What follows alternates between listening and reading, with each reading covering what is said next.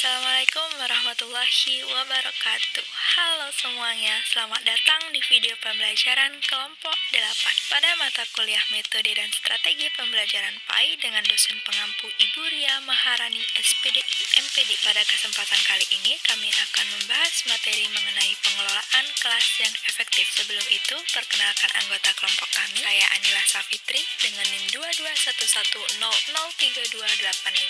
dan teman saya Puspita Sari dengan NIM 221003351. Baik, langsung saja memasuki pembahasan videonya. Selamat menyaksikan. Baik, sebelum memasuki pembahasan utama, di sini perlu kita ketahui bahwa pengelolaan kelas yang efektif merupakan salah satu bentuk aspek penting dalam dunia pendidikan yang berpengaruh langsung terhadap keberhasilan proses belajar mengajar. Dalam konteks pendidikan, kelas bukan hanya sekedar ruang fisik, tetapi juga merupakan lingkungan sosial di mana interaksi antara guru dan siswa berlangsung. Tantangan yang dihadapi guru dalam mengelola kelas semakin kompleks seiring dengan adanya perubahan sosial, perkembangan teknologi, dan beragam karakteristik siswa. Oleh karena itu, sangat penting bagi seorang pendidik untuk memahami teori dan praktik pengelolaan kelas yang efektif serta strategi yang dapat diterapkan untuk meningkatkan interaksi dan keterlibatan siswa. Pembahasan pertama mengenai pengertian pengelolaan kelas. Pengelolaan sendiri merupakan suatu proses penyelenggaraan ketatalaksanaan penggunaan sumber daya secara efektif untuk mencapai tujuan sasaran yang diinginkan agar sesuatu yang dikelola dapat berjalan dengan lancar, efisien, dan efektif. Sementara kelas merupakan ruangan yang digunakan untuk proses pembelajaran yang efektif dan menguntungkan serta dapat memotivasi siswa untuk belajar dengan baik sesuai kemampuan. Dapat disimpulkan bahwa pengelolaan kelas merupakan suatu usaha yang dilakukan oleh penanggung jawab kegiatan belajar mengajar atau yang membantu dengan maksud agar dicapai kondisi optimal sehingga dapat terlaksana kegiatan belajar seperti yang diharapkan. Kemudian, adapun tujuan yang hendak dicapai dari pengelolaan kelas yang efektif, yang pertama yaitu mewujudkan situasi dan kondisi kelas, baik sebagai lingkungan belajar maupun sebagai kelompok belajar yang memungkinkan peserta didik untuk mengembangkan kemampuan semaksimal mungkin. Kedua, menghilangkan berbagai hambatan yang dapat menghalangi terwujudnya interaksi pembelajaran. Ketiga, menyediakan dan mengatur fasilitas serta perabot belajar yang mendukung dan memungkinkan siswa belajar sesuai dengan lingkungan sosial, emosional, dan intelektual siswa dalam kelas. Dan yang keempat, membina dan membimbing siswa sesuai dengan latar belakang sosial, ekonomi, budaya, dan sifat-sifat individu. Selanjutnya mengenai prinsip-prinsip pengelolaan kelas. 1. Prinsip hangat dan antusias. Proses belajar mengajar membutuhkan kehangatan dan semangat. Guru yang hangat dan ramah kepada siswanya akan selalu menunjukkan semangat dalam mengerjakan tugas dan kegiatan serta berhasil melakukan pengelolaan kelas. 2. Prinsip tantangan. Penggunaan kata-kata, tindakan, metode kerja, atau materi yang menantang dapat meningkatkan motivasi belajar siswa dan mengurangi kemungkinan perilaku menyimpang. 3.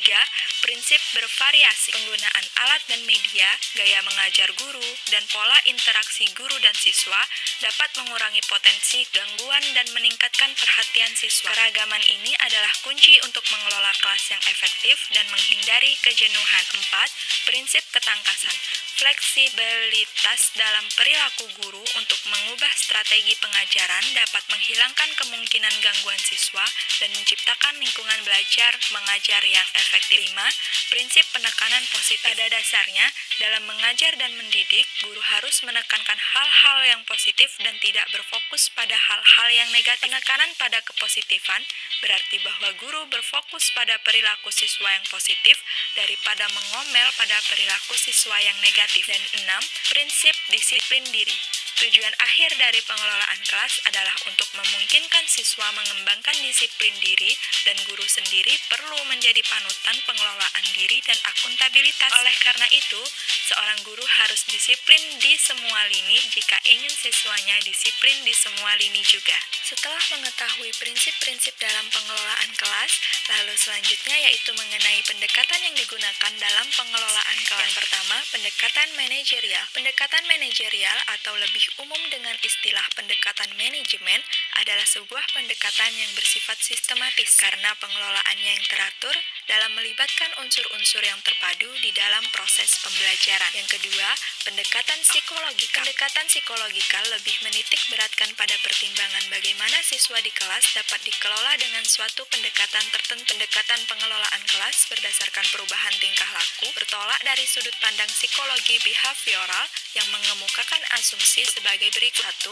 Semua tingkah laku yang baik dari yang kurang baik merupakan hasil proses belajar. Kedua, dalam proses belajar terdapat proses psikologis yang fundamental berupa penguat positif, hukuman, penghapusan, dan penguat negatif. 3. Pendekatan sosio-emosional. Pendekatan pengelolaan kelas berdasarkan suasana perasaan atau emosional dan suasana sosial atau sosio-emosional climate approach di dalam kelas sebagai kelompok individu cenderung pada pandangan psikologi klinis dan konseling. Menurut pendekatan ini, pengelolaan kelas merupakan suatu proses menciptakan iklim atau suasana emosional dan hubungan sosial yang positif dalam kelas. 4. Pendekatan instruksional. Pengelolaan kelas melalui pendekatan instruksional ini mengacu pada tujuan pembelajaran yang dirumuskan. Dengan demikian, peranan guru adalah merencanakan dengan teliti pelajaran yang baik, kegiatan belajar yang disesuaikan dengan kebutuhan dan kemampuan setiap siswa. Kelima, pendekatan penguatan. Teori pengubahan menyatakan bahwa penguatan perilaku tertentu sejalan dengan usaha belajar yang hasilnya memperoleh ganjaran. Perilaku yang diperbuat berupa perilaku yang disukai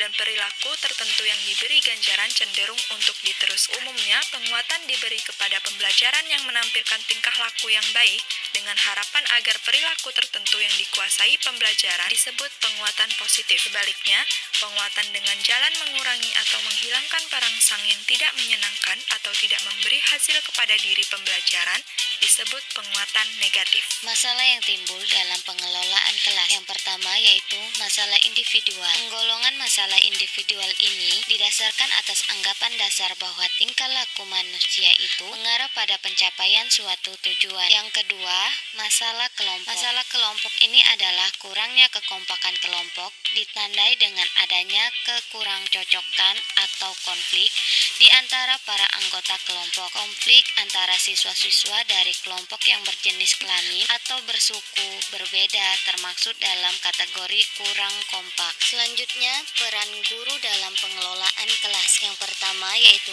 guru sebagai demonstrator, yang kedua guru sebagai evaluator, yang ketiga guru sebagai pengelolaan kelas, kemudian yang terakhir atau yang keempat yaitu guru sebagai fasilitator. Strategi pengelolaan kelas yang efektif. Pengelolaan kelas yang efektif terjadi apabila guru membagi perhatian kepada beberapa kegiatan yang berlangsung dalam waktu yang sama. Hal ini dapat dilaksanakan dengan cara sebagai berikut. Yang pertama yaitu dengan cara visual, yaitu keterampilan ini digunakan untuk monitor kegiatan kelompok atau individu, mengadakan koreksi kegiatan siswa, memberi komentar atau memberi reaksi terhadap siswa yang mengganggu. Kemudian cara yang kedua yaitu dengan cara verbal. Guru dapat memberikan komentar terhadap aktivitas seseorang yang dilihat atau dilaporkan oleh siswa lain. Penggunaan teknik visual maupun verbal menunjukkan bahwa gurulah yang menguasai kelas. Baik, cukup sekian video pembahasan dari kami.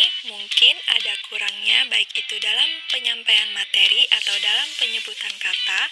Di sini kami mohon maaf dan terima kasih pada teman-teman semua yang telah menyaksikan video pembelajaran dari kami. Selanjutnya kami berharap video ini dapat bermanfaat untuk kita semua. Wassalamualaikum warahmatullahi wabarakatuh.